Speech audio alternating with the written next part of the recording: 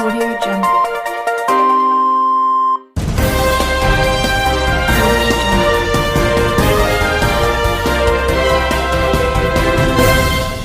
నమస్కారం RK communication city news కి స్వాగతం.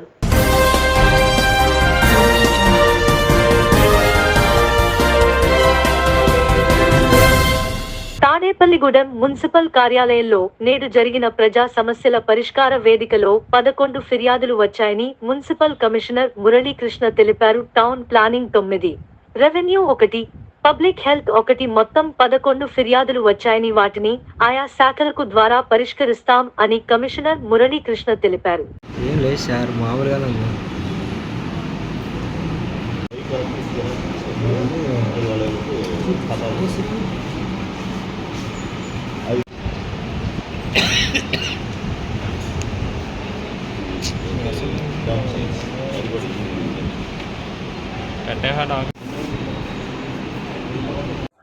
ప్రభుత్వ ఆదేశాల మేరకు ప్రతి సోమవారం PGRS public grievance redressal system అనగా మీకోసం కార్యక్రమం నిర్వహించబడుతుంది. ఉదయం 10 గంటల నుంచి 2 గంటల వరకు మన ఆఫీసు సెక్షన్ హెడ్స్ అందరూ కమిషనర్తో పాటు కూర్చుంటారు. పబ్లిక్ నుంచి ఏమైనా గ్రీవెన్స్ వస్తే కానీ మేము వాటిపై చర్య తీసుకొని వాళ్ళకి మళ్ళీ తెలపడం జరుగుతుంది.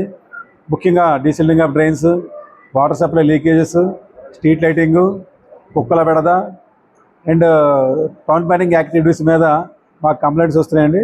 ఆ కంప్లైంట్స్ని చర్య తీసుకొని వాళ్ళకి మళ్ళీ తెలపడం జరుగుతుందండి.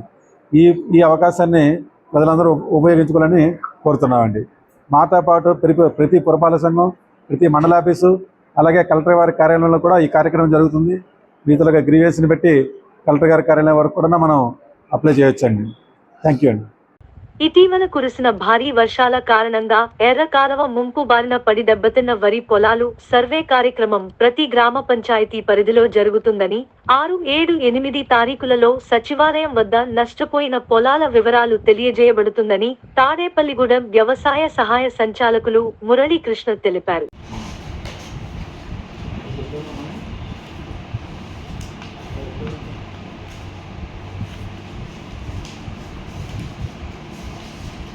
గోదావరి జిల్లా తాడేపల్లిగూడెం వ్యవసాయ శాఖ సబ్ డివిజన్ పరిధిలో తాడేపల్లిగూడెం, పెంటపాడు మండలాలలో ఈ ఎర్రకాలం ముంపు వల్ల, అధిక వర్షాల వల్ల వరి పంట ఎక్కువగా నష్టపోవడం జరిగింది. మరి దానికి మించి వల్లే రైతులకి పంట నష్టపరిహార పంపిణీ నిమిత్తము రాష్ట్ర ప్రభుత్వం ఆదేశాలు ఇవ్వడం జరిగింది. పంట నష్ట జాబితా తయారు చేసి పంపించవలసిందిగా రాష్ట్ర ప్రభుత్వ ఆదేశాలు ఇచ్చిన్నారు. అలాగే జిల్లా కలెక్టర్ గారు ఆదేశాలు ఇచ్చి ఉన్నారు. మరి వారి ఆదేశాలను అనుసరించి గ్రామస్థాయి కమిటీలు, గ్రామస్థాయిలో రైతు సేవా కేంద్రం సహాయకుడు, అలాగే విఆర్ఓ గారు, పంచాయత్ సెక్రటరీ గారు ప్రతి సర్వే నంబరు తిరిగి ఎక్కడైతే వరి పంట నష్టపోయిందో ఆ వివరాలన్నీ కూడా జాబితా తయారు చేస్తూ ఉన్నారు. మరి ఆల్రెడీ ఆగస్టు 1 నుంచి తయారు చేస్తూ ఉన్నారు. ఈరోజు సాయంత్రానికి కంప్లీట్ అవుతాయి. మరి మన మండలంలో, తాడేపల్లిగూడెం మండలంలో ముఖ్యంగా వీరంపాలెం, పట్టంపాలెం, మాధవరం, అప్పారావుపేట, జగన్నాథపురం, ఆరుళ్ళ, నందమూరు ఈ గ్రామాల్లో ఎక్కువగా వరి పంట నష్టపోవడం జరిగింది. పెంటపాడు మండలంలో బీకొండేపాడు, మేనవల్లూరు, చింతపల్లి, కోరుమిల్లి, అలాగే వెస్ట్ బెప్పరు, ఈ కే పెంటపాడు ఈ గ్రామాల్లో ఎక్కువగా వరి ముంపు గురైంది. మరి ఈ గ్రామాలన్నింటిలో కూడా రావిపాడు కూడా ఉంది. ఈ గ్రామాలన్నింటిలో కూడా లిస్టులు తయారు చేస్తున్నారు. సాయంత్రం కల్లా లిస్టులన్నీ కూడా తయారవుతాయి. మరి రైతు సోదరులు ముఖ్యంగా తెలియజేసేది ఏంటంటే, మీ పట్టాదారు పాస్బుక్ జిరాక్స్, అలాగే ఆధార్ కార్డు, మీ బ్యాంక్ పాస్బుక్ జిరాక్స్ ఇవి గ్రామంలోని రైతు సేవా కేంద్ర సహాయకులకు అందజేసినట్లయితే మీ లిస్టులన్నీ కూడా తయారు చేస్తారు. అలాగే లిస్టులు కూడా డిస్ప్లే చేస్తారు. రేపటి నుంచి పంచాయత్ ఆఫీసులో డిస్ప్లే చేస్తారు. మీ పరిధిలో మీ పేర్లు ఉన్నాయా లేదా చూసుకుని మీరు ఏమైనా తప్పులు, పొరపాట్లు ఏమన్నా ఉంటే వాటిని సరిచేసుకోవడానికి కూడా మనకు 3 రోజుల టైం ఉంది. అంతే రైతు సోదరులందరూ కూడా దీన్ని గమనించండి. ఇది వరి ఊడ్చి నష్టపోయిన రైతులకి, అలాగే నారుమళ్ళు నష్టపోయిన రైతులకి 80% రాయితీపై విత్తనాలను ఇవ్వడానికి రాష్ట్ర ప్రభుత్వం ఆదేశించింది. విత్తనాల రకాలు ఏంటంటే ముఖ్యంగా MTU 1153, MTU 1156, అలాగే MTU 7029, అలాగే 1010 ఈ రకాలని వేసుకోవడానికి విత్తనాలు సిద్ధంగా ఉన్నాయి తణుకు ఏపీ సీడ్స్లో. మీకు విత్తనాలు కావాల్సినట్లయితే సంబంధిత రైతు సేవా కేంద్ర సహాయకుల్ని సంప్రదించండి. అలాగే మండల వ్యవసాయ అధికారులను సంప్రదించినట్లయితే మీకు వెంటనే విత్తనం 80% రైతుపై అందించడం జరుగుతుంది. వెంటనే నార్మల్ వేసుకొని మరి పంట కాలం వృధా కాకుండా వెంటనే ఊడ్చుకోవాల్సిందిగా కూడా రైతు సోదరులందరికీ సూచించడం జరుగుతుంది. అన్నా క్యాంటీన్ల పనులను 10వ తేదీ నాటికి పూర్తి చేస్తామని తాడేపల్లిగూడెం మున్సిపల్ కమిషనర్ మురళీకృష్ణ తెలిపారు. సోమవారం తాడేపల్లిగూడెం పట్టణంలోని 3 అన్న క్యాంటీన్ల పనుల పురోగతిని ఆయన పరిశీలించారు. ఆగస్టు 15వ తేదీన అన్న క్యాంటీన్లను ప్రారంభించనున్నట్లు తెలిపారు. దీనికి సంబంధించి టెండర్ల ప్రక్రియ త్వరలోనే పూర్తవుతుందన్నారు. ఈ లోపుగానే చిన్న మరమ్మతు పనులను పూర్తి చేస్తామన్నారు.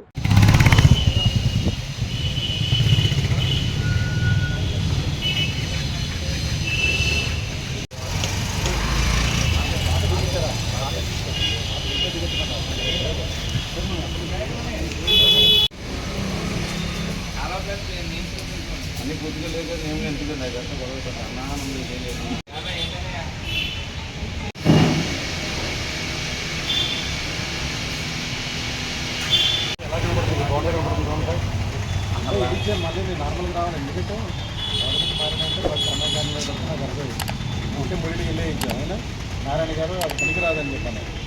పనికిరాదు కొత్త సీట్లు ఏంటంటే ప్రతిష్టాత్మకంగా భావిస్తున్న అన్నా క్యాంటీన్లు అనేది పునరుద్ధరణ కార్యక్రమం జరుగుతుంది. ఆగస్టు 15 కల్లా రాష్ట్రంలో ఉన్న అన్ని అన్న క్యాంటీన్స్ కూడా ప్రారంభోత్సవం చేయాలని భావిస్తున్నారు. తాడేపల్లిగూడెం పురపాలక సంఘంలో 3 అన్న క్యాంటీన్లు ఉన్నాయి. ఒకటి 8వ వార్డు ఎంఆర్ ఆఫీస్ దగ్గర, 2 10వ వార్డు మున్సిపల్ ఆఫీస్ దగ్గర, 3 14వ వార్డు బిఆర్ మార్కెట్ దగ్గర. ఈ 3 అన్నా క్యాంటీన్లు కూడా కొత్త స్వరూపంలో తీసుకొచ్చి రిపేర్లు తీసుకొచ్చి painting, lighting, water supply, toilets, ఫోటోలు, పేర్లు రాయటం అన్నీ కొత్తగా తయారు చేస్తున్నామండి. ఫర్నిచర్తో పాటు అన్నీ రెడీ చేస్తున్నాము. మాకు ఆగస్టు 10 టార్గెట్ ఇచ్చారు. ఆగస్టు 10 కల్లా 3 కంప్లీట్ చేస్తున్నామండి. దాంతోపాటు ఫుడ్ ఏర్పాటు చేయడానికి స్టేట్ లెవెల్లో టెండర్ పిలుస్తున్నారు. స్టేట్ లెవెల్లో టెండర్ కూడా 2-3 రోజుల్లో ఫుడ్ సప్లై చేయడానికి ఏర్పాట్లు జరుగుతున్నాయండి. ఆగస్టు 15 నుంచి రాష్ట్ర ప్రభుత్వం భావించిన విధంగా పురపాలక సంఘంలో 3 అన్నా క్యాంటీన్లో కూడా ఈ పేదలందరికీ భోజనం పెట్టడం జరుగుతుందండి. దాని మీద యుద్ధ ప్రాతిపదికన డే అండ్ నైట్ కూడా పనులు చేయడం జరుగుతుందండి. థ్యాంక్ యూ అండి. హౌసింగ్ బోర్డ్ శ్రీ కృష్ణదేవరాయ కాపు సేవా సంఘం నూతన కార్యవర్గ ఎన్నిక ఆదివారం సాయంత్రం హౌసింగ్ బోర్డులో ఉన్న స్టెల్లా ఇంగ్లీష్ మీడియం స్కూల్లో జరిగింది.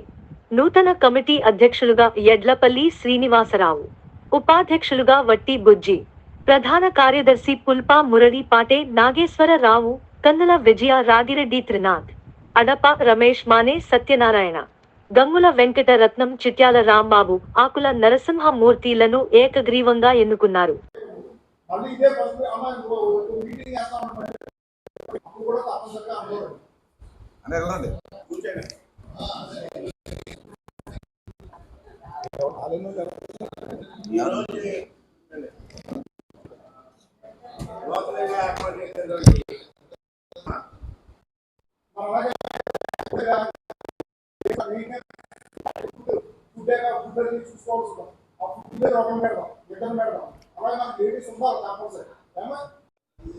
మనకి వెంటనే మనకి న్యూస్ ఏంటంటే ఫస్ట్ ఆఫ్ ఆల్ డెటాన్ తయారు చేసుకోవాలి.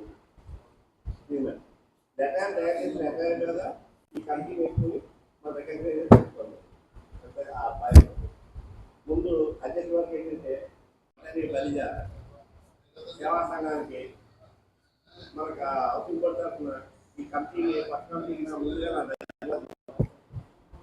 విశ్వాసంలో కూడా సమయంతో కార్యక్రమాన్ని దిగ్విజయం చేస్తూ ఎవరిలో ఉంటే పెద్దలతో సంప్రదిస్తూ ఈ కార్యక్రమాన్ని ఇంకా ఎవరికి ఈ సంఘానికి ఎవరికి అందరూ కూడా ఎదుగుతున్నారు. అందరూ పనిచేసేవాళ్ళు యాక్టివ్. శ్రీ కృష్ణదేవరాయ కాపు తెలగ బలిజ ఒంటరి సేవా సంఘానికి గత 30 సంవత్సరాల నుంచి ఇంచుమించుగా చాలామంది పెద్దలు దీనికి ప్రోత్సహించి వన సమారాధన అనే కార్యక్రమాన్ని ముందు ఫస్ట్ దీన్ని తీసుకుని కాపు వన సమారాధన అని చెప్పి తీసుకుని అప్పట్లో తాడేపల్లిలో కార్తీక వన సమారాధన అన్నది లేదు ఇప్పుడు కూడా. అలాంటిది మన హౌసింగ్ బోర్డులో ఈ నాయకులందరూ కలిసినప్పుడు ఈ వన సమారాధన ప్రోత్సహించి కార్తీక మాసంలో ప్రవేశపెట్టడం జరిగింది. అప్పుడు మన సుబ్రహ్మణ్యం గారు చెప్పినట్టు అప్పుడున్న వద్దిరెడ్డి శేఖరం గారు కానీ పసురెడ్డి నాగేశ్వర గారు, అలాగే బండి బాబ్జీ గారు, ఇలాంటి వాళ్ళు అందరూ కలిసి దీన్ని అప్పుడు చిన్నగా మొదలుపెట్టారు.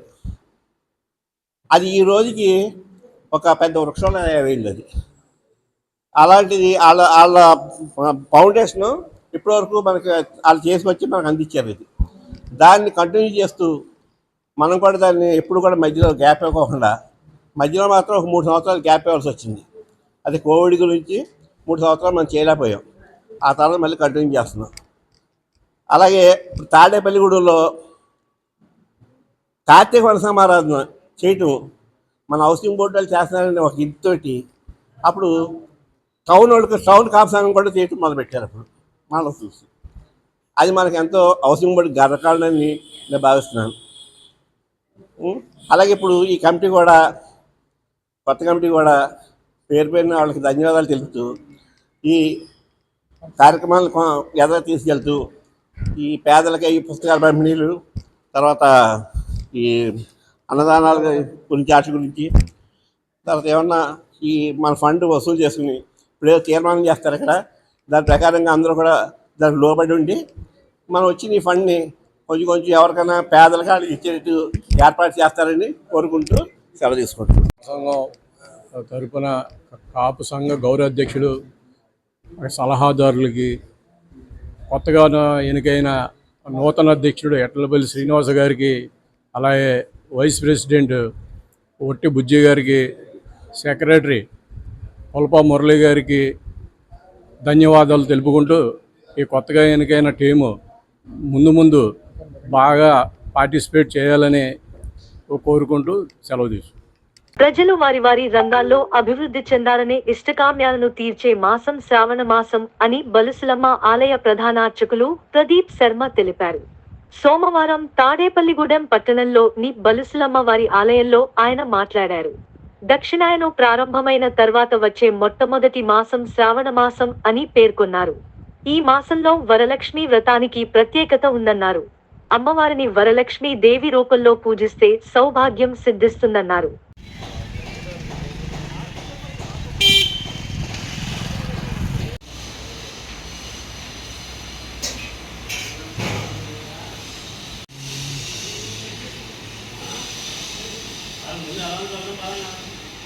నమః.